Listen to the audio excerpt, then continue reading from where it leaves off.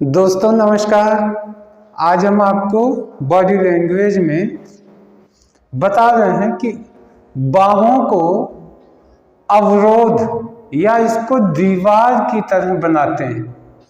बाहों को बांध करके एक दीवार की कल्पना करके लोग अपने आप को सुरक्षित कैसे बनाते हैं। बाहों के अवरोध या दीवार बनाना, अक्सर आपने देखा होगा कुछ लोग अपने एक हाथों से दूसरे हाथों को इस तरीके से पकड़ लेते हैं, ऐसे, ये देखिए, ऐसे पकड़ लेते हैं।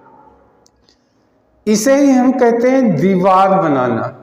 आमतौर पे बचपन में बच्चे जब हम लोग छिपते हैं तो किसी दीवार के पीछे या किसी ठोस चीज के यानी अलमारी के पीछे, कहीं भी ठोस चीज के पीछे छिपते हैं।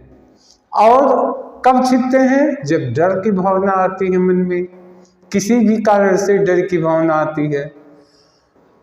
अब जब इंसान बड़ा होता है तो वो डर एक नर्वसनेस के रूप में आ जाती है।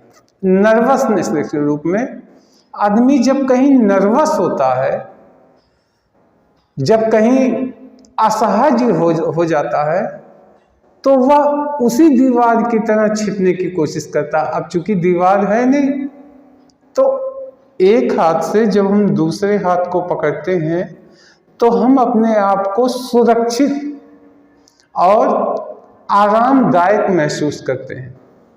और ऐसा कब होता है? इस तरीके से पकड़ लेते हैं। अब आप देखें, ये हाथ एक दीवार की तरह सुरक्षा के लिए मेरे हो गई है। हम ऐसा कब करते हैं? आमतौर पे ऐसा लोग करते हैं जब आपको किसी मीटिंग में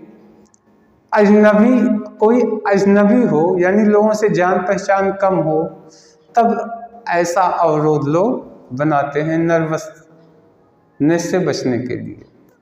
या फिर जब किसी को बड़ी भारी भीड़ के बीच में मंच पे बुलाया जाता है इनाम देने के लिए, उस समय भी भीड़ के सामने फेस करने का जो डर है वो आपको देता है।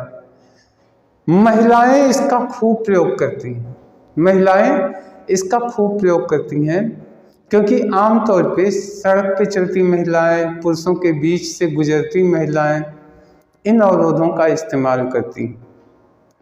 तो हाथ से जब हम पकड़ते हैं, अब देखिए क्या है, इस अवरोध का चूंकि ये इस तरीके से हम बहुत देर तक नहीं कर सकते, तो इसका और भी परिष्कृत रूप आ जाता है।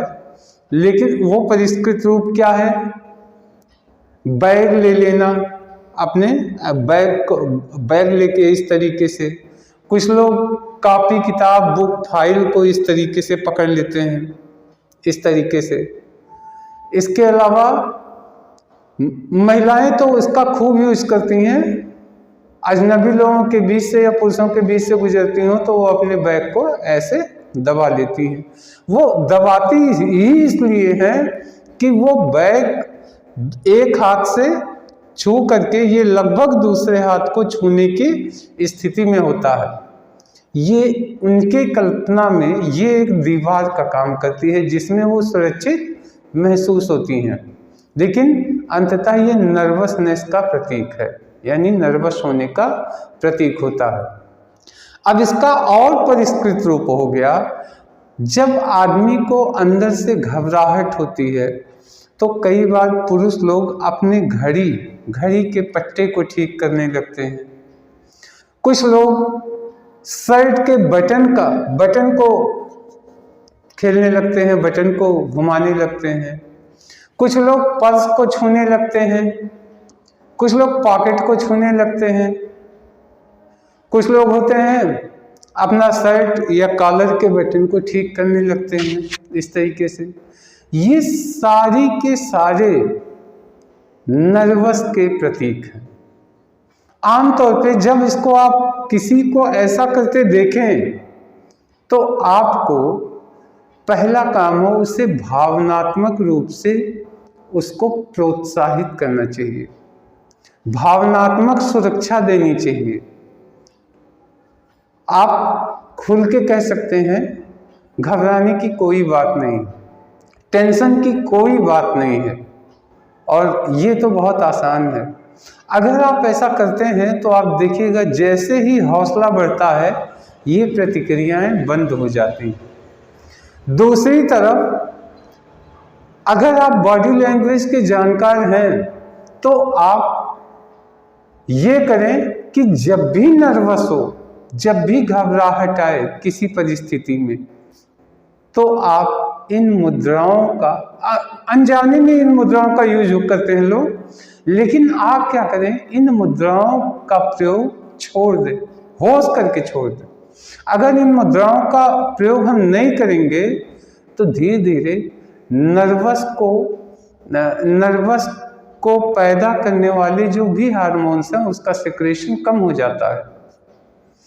तो दोस्तों, ये बांह का अवरोध, इसके बारे में आज की जानकारी हुई। अब हम कल फिर नेक्स्ट वीडियो लेके आएंगे। तब तक के लिए नमस्कार।